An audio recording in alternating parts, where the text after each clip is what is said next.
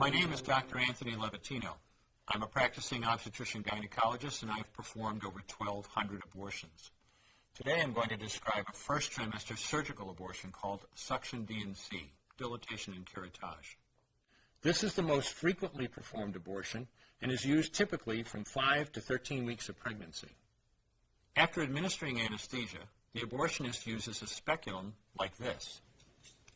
This is placed inside the vagina and opened using this screw on the side, allowing the abortionist to see the cervix, the entrance to the uterus. The cervix acts as a gate that stays closed for the duration of pregnancy, protecting the baby until it is ready for birth. The abortionist uses a series of metal rods called dilators, like these, which increase in thickness, and inserts them into the cervix to dilate it, gaining access to the inside of the uterus where the baby resides. The baby has a heartbeat, fingers, toes, arms, and legs, but its bones are still weak and fragile. The abortionist takes a suction catheter like this one. This is a 14 French suction catheter. It's clear plastic, about 9 inches long, and it has a hole through the center. It is inserted through the cervix into the uterus. The suction machine is then turned on with a force 10 to 20 times more powerful than your household vacuum cleaner. The baby is rapidly torn apart by the force of the suction and squeezed through this tubing down into the suction machine, followed by the placenta. Though the uterus is mostly emptied at this point, one of the risks of a suction D&C is incomplete abortion, essentially pieces of the baby or placenta left behind. This can lead to infection or bleeding. In an attempt to prevent this, the abortionist uses a curette to scrape a lining of the uterus.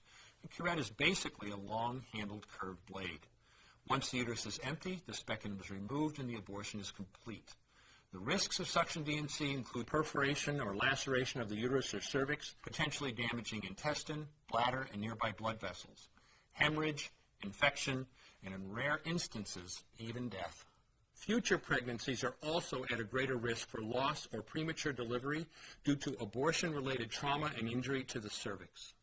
As I mentioned at the beginning, I'm Dr. Anthony Levatino, and in the early part of my career as an OBGYN, I performed over 1,200 abortions. One day, after completing one of those abortions, I looked at the remains of a preborn child whose life I had ended, and all I could see was someone's son or daughter. I came to realize that killing a baby at any stage of pregnancy for any reason is wrong. I want you to know today, no matter where you're at or what you've done, you can change. Make a decision today to protect the preborn. Thank you for your time. I will no longer do any more abortions. When you finally figure out that killing a baby that big for money is wrong, that it doesn't take you too long to figure out it doesn't matter if the baby is this big or this big or this big or maybe even this big, it's all the same.